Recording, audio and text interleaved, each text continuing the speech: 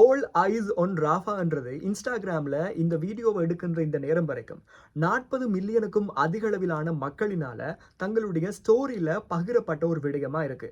என்னுடைய ஃப்ரெண்ட்ஸ் நிறைய பேர்கிட்ட ஏன் இதை வச்சிருக்கீங்க, இந்த ராஃபா என்ற என்ன அப்படின்னு கேட்டபோது நிறைய பேர் வந்து சொல்லியிருக்காங்க, த்ரிஷா வச்சிருக்காங்க, நயன்தாரா வச்சிருக்காங்க, நான் வைக்கக்கூடாதா, ஏதோ ஒரு ட்ரெண்டிங்கான விஷயமா இருக்கு அப்படின்ற மாதிரி சில பேர் காமெடியான பதில்களையும் சொன்னாங்க.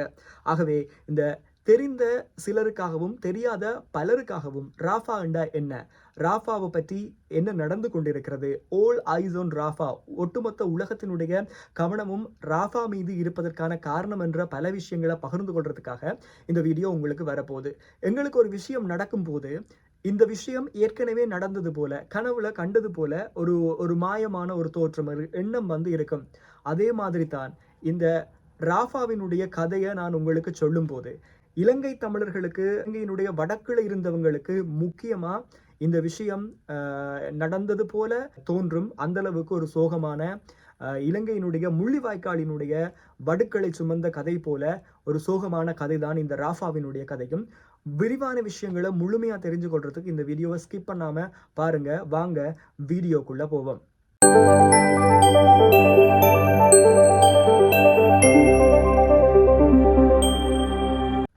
உலக விஷயங்களை பகிர்ந்து கொள்ற புதிய முயற்சியான என்னுடைய இந்த முயற்சிக்கு உங்களுடைய அன்பும் ஆதரவும் தேவை நண்பர்களே. எனவே உங்களுடைய கருத்துக்களை வந்து கமெண்ட்ஸ்ல பதிவிடுங்க. இந்த வீடியோ உங்களுடைய ஃப்ரெண்ட்ஸோட ஷேர் பண்ணிக்கொள்ளுங்க. உங்களுடைய அன்பையும் ஆதரவையும் சப்ஸ்கிரைப் பண்ணுவதன் மூலமாக தாங்க. வீடியோவை சப்ஸ்கிரைப் பண்ணுவதன் மூலமாக என்னுடைய அடுத்தடுத்த வீடியோவினுடைய அப்டேட்ஸை நீங்கள் தெரிஞ்சு கொள்ளக்கூடியதாக இருக்கும். அது மட்டும் இல்லாமல் இன்னும் பல வீடியோஸை தொடர்ந்து கொண்டு வரதுக்கு எனக்கு ஒரு மோட்டிவேஷனாக இருக்கும். ராஃபா அண்டா என்ன என்றதை இந்த மெப்பில் உங்களால் பார்க்கக்கூடியதாக இருக்குது. ராஃபா என்றது இஸ்ரேலிடம் இருந்து பிரிந்த காசாவினுடைய தென்பகுதியை தான் ராஃபா என்று அழைக்கிறாங்க. ராஃபா என்றது காசாவினுடைய ஒரு தெற்கில் உள்ள ஒரு பகுதி அல்லது ஒரு நகரம் என்று சொல்லலாம். ஆக இஸ்ரேலுக்கும் காசாவுக்கும் இடையிலான போர் பல மாதங்களாக இடம்பெற்றுக் கொண்டிருக்கிறது. காசாவில் இருக்கிற ஹமாஸ் அமைப்பை நாங்கள் ஒழித்து கட்டுவோம், அவர்கள் பயங்கரவாதிகள் என்ற பல குற்றச்சாட்டுகளை முன்னிறுத்தி இஸ்ரேல் கடுமையான தாக்குதல்களை காசாவினுடைய ஹமாஸ் அமைப்பு இஸ்ரேல் மீதும் தொடர்ச்சியான தாக்குதல்களை நடத்திய வண்ணம் இருக்கிறாங்க. ஆக இஸ்ரேலினுடைய அரசாங்கம் காசாவில் இருக்கிற பொதுமக்களை, பாலஸ்தீனர்களை பாதுகாக்கின்ற ஒரு மிகப்பெரிய கட்டாயம், பொறுப்பு அவர்களுக்கு இருக்கு. அவங்க ஆரம்பத்தில் வடக்கு பகுதியில் இருந்த ஒட்டுமொத்த பாலஸ்தீனர்களையும் தென்பகுதியான ராஃபாவுக்கு இடம்பெயர்ந்து போக சொல்லியும், அது பாதுகாக்கப்பட்ட ஒரு பிரதேசமாக இருக்கு, அங்க உங்களுக்கு முழுமையான பாதுகாப்பு இருக்கும் அப்படின்னு சொல்லி எல்லா மக்களையும் தென்பகுதியான இந்த ராஃபா என்ற நகரத்துக்குள்ள கொண்டு வந்து அடைக்கிறாங்க. ஆகவே ராஃபாவினுடைய தெற்கு பகுதியில் அங்கால போக முடியாத அளவுக்கு எகிப்து தன்னுடைய எல்லைகளை மூடி வைத்திருக்கிறாங்க. உங்கள் இரண்டு நாடுகளுக்கும் இடையிலான போர்களால எங்கள் நாட்டுக்குள்ள நீங்க வர முடியாது, வரக்கூடாதுன்றதுக்காக கடுமையான அளவுக்கு பாதுகாப்புகளை பலப்படுத்தி வைத்திருக்கிறாங்க. எந்த அளவுக்கு அப்படின்னு சொல்லி சொன்னா, மின்சார வேலிகளை அமைத்து வைத்திருக்கிற அளவுக்கு என்று சொல்லி சொல்றாங்க. அது எந்த அளவுக்கு உண்மை என்று சொல்லி தெரியாது. ஆனாலும் ராஃபாவுக்குள்ள இடம்பெயர்ந்து, சொந்த நாட்டுக்குள்ளேயே அந்த பாலஸ்தீனர்கள் இடம்பெயர்ந்து அகதிகளாக இப்ப ராஃபாக்குள்ள இருக்கிறாங்க. பல லட்சக்கணக்கான பாலஸ்தீனர்கள் தங்களுடைய சொந்த நாட்டுக்குள்ளேயே இடம்பெயர்ந்து ராஃபா என்ற இந்த பகுதிக்குள்ள இப்ப கூடாரங்களுக்குள்ள உடைமை, உணவு, தங்களுடைய வீடு எல்லாத்தையுமே இழந்து ஒரு நேர உணவுக்கு கூட மிக கொடுமையான கஷ்டத்தை அனுபவிக்கக்கூடிய நிலையில இந்த ராஃபா நகருக்குள்ள இப்ப கூடாரங்களுக்குள்ள வாழ்ந்து கொண்டு வராங்க. இந்த கதைகள் எல்லாமே வந்து தமிழர்களுக்கு புதிதான ஒரு விஷயம் இல்லை, இலங்கை தமிழர்களுக்கு புதிதான விஷயம் இல்லை. காரணம், உணவு, உடை, உறவுகள் பலதையும் இழந்து முள்ளிவாய்க்காலில் எந்த நிலையில இருந்தாங்களோ அந்த நிலையில இப்போ ராஃபாவில் பாலஸ்தீனர்கள் இருந்து கொண்டிருக்காங்க. பல லட்சக்கணக்கான மக்கள் தஞ்சம் புகுந்து கூடாரங்களுக்குள்ள இருக்கின்ற இந்த ராஃபா நகருக்குள்ள ஹமாஸ் அமைப்பினுடைய முக்கியமான 2 தளபதிகள் இருக்கிறாங்க. அவங்களுக்கு எதிரான ஒரு தாக்குதலை நாங்கள் நடத்த போறோம் என்று சொல்லி நடத்தப்பட்ட தாக்குதல்ல 45க்கும் அதிகமான அப்பாவி பொதுமக்கள் உயிரிழந்திருக்கிறாங்க. இந்த சம்பவம் உலக அளவில் ராஃபா மீதான கவனத்தை ஈர்த்திருக்கிறது. ஹமாஸ் அமைப்பினுடைய சுகாதார பிரிவு இதுவரைக்கும் இஸ்ரேலினால நடத்தப்பட்ட இந்த தாக்குதலால 35,000க்கும் அதிகமான பாலஸ்தீனர்கள் கொல்லப்பட்டிருப்பதாக தகவலை வெளியிட்டிருக்கிறாங்க. ஆனா இஸ்ரேல் தொடர்ந்து இதை எதிர்த்த வண்ணம் தான் இருக்கிறது. இதற்கு இஸ்ரேல் சொல்லுகின்ற கதை தங்களுக்கு உளவுத்துறை மூலமாக மிக முக்கியமான 2 தளபதிகள் இருப்பதாக செய்திகள் வந்தது. அவர்களை கொல்ல வேண்டும் என்ற நோக்கத்தோடு தான் அவர்கள் மீதுதான் நாங்கள் இந்த தாக்குதலை நடத்தினோம். மக்கள் மீது எந்த விதமான தாக்குதலையும் நடத்தவில்லை. எங்களுக்கும் இப்போது மக்கள் உயிரிழந்திருப்பதாக தகவல்கள் வந்திருக்கு. இது தொடர்பான விசேட ஒரு குழுவை நியமித்து நாங்களும் விசாரணைகளை நடத்துவதாக இஸ்ரேல் இப்போது தகவல்களை சொல்லியிருக்கு.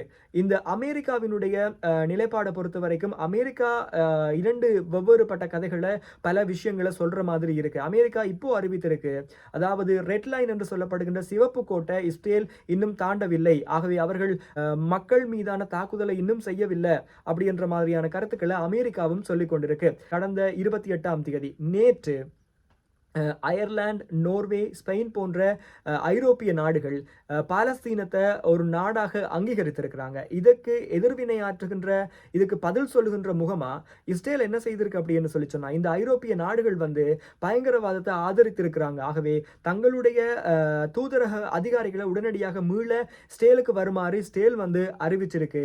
ஆக மேற்குலக நாடுகளை பொறுத்த வரைக்கும் முக்கியமான நாடுகள் இந்த பாலஸ்தீனத்தை தனி நாடாக அங்கீகரிக்காவிட்டாலும் ஐக்கிய நாடுகள் சபையில் இருக்கிற 193 நாடுகள்ல இதுவரைக்கும் 145 நாடுகள் காசாவை பாலஸ்தீனம் என்ற ஒரு தனி நாடா அங்கீகரித்திருக்கிறதும் இந்த முக்கியமான வேளையில குறிப்பிடப்பட வேண்டிய விஷயம்.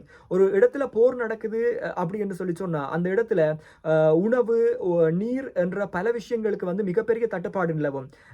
இலங்கையில எங்களுக்கு பலர் அனுபவிச்ச விஷயம் முள்ளிவாய்க்கால்ல நடந்த அதே அவலம் தான். மக்கள் ஒருவேளை உணவுக்கு கூட மிகப்பெரிய கொடுமையான கஷ்டத்தை அனுபவிச்சுட்டு வராங்க. ஆகவே ஸ்டேல்ல இருந்து இந்த காசாவில் அகப்பட்டிருக்கின்ற பொதுமக்களுக்கான உணவுகள் போகும்போது, மனிதாபிமான உதவிகள் செஞ்சிலுவை சங்கம் ஐநா மூலமாக போகின்ற போது அந்த பொருட்கள் கூட போக விட முடியாத அளவுக்கு இஸ்ரேலில் இருக்கிற மக்களே அதை சூறையாடக்கூடிய அளவுக்கு, அதை சிதைக்கக்கூடிய அளவுக்கு பல நடவடிக்கைகளை செய்து கொண்டிருப்பதாகவும் அங்கிருந்து வருகின்ற செய்திகள் மூலமாக அறிந்து கொள்ளக்கூடியதாக இருக்கிறது. ஆகவே பாலஸ்தீனர்கள் மீது அவ்வளவு கொடூரமான தாக்குதல் நடைபெற்றுக் கொண்டிருக்கிறத ஒட்டுமொத்த உலகமும் எதிர்த்துதான் ஆல் ஐஸ் ஆன் ராஃபா என்ற இந்த விஷயம் இப்போது சோஷியல் மீடியால பகிரப்பட்ட வண்ணமா இருக்கு.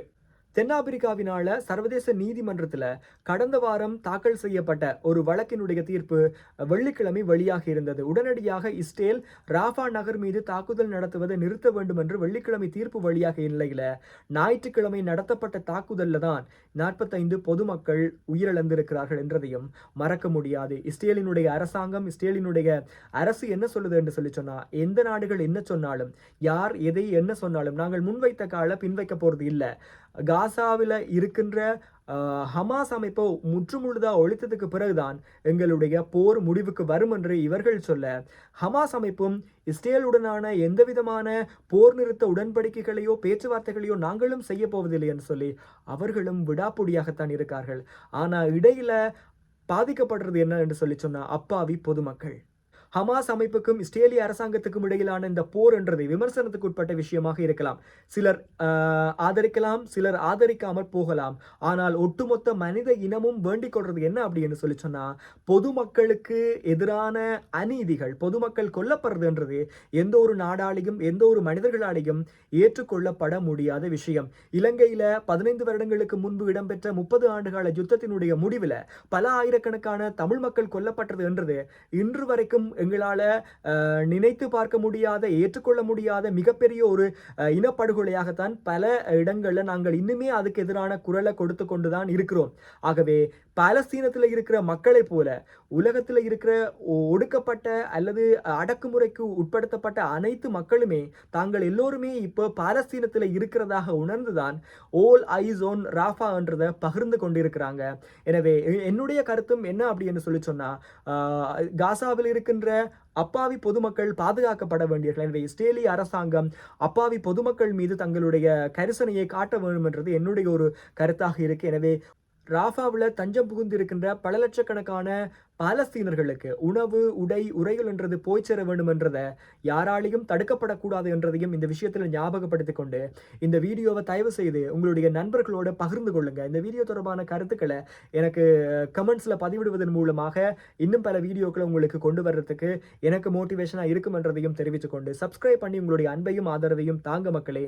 எனவே இலங்கையில முள்ளிவாய்க்கால்ல நடந்த மிகப்பெரிய கொடூரமான சம்பவத்தை 15 ஆண்டுகள் கடந்தும் நாங்கள் இன்னுமே அதிலிருந்து மீண்டு வர முடியாத அளவுக்கு பல லட்சக்கணக்கான உறவுகளை நாங்கள் இழந்திருக்கிறோம். ஆகவே இது போன்ற ஒரு இழப்பு காசாவில் இருக்கின்ற பாலஸ்தீனர்களுக்கு ஏற்படக்கூடாது என்றதும் ஒட்டுமொத்த அடக்குமுறைக்கு உட்பட்ட மனித குழுவினுடைய மனித இனத்தினுடைய வேண்டுதலாக இருக்கு. ஆகவே ராஃபாவில் இருக்கின்ற பொதுமக்களுக்காக நாங்கள் பிரார்த்தனைகளை தொடர்ந்து செய்வோம்.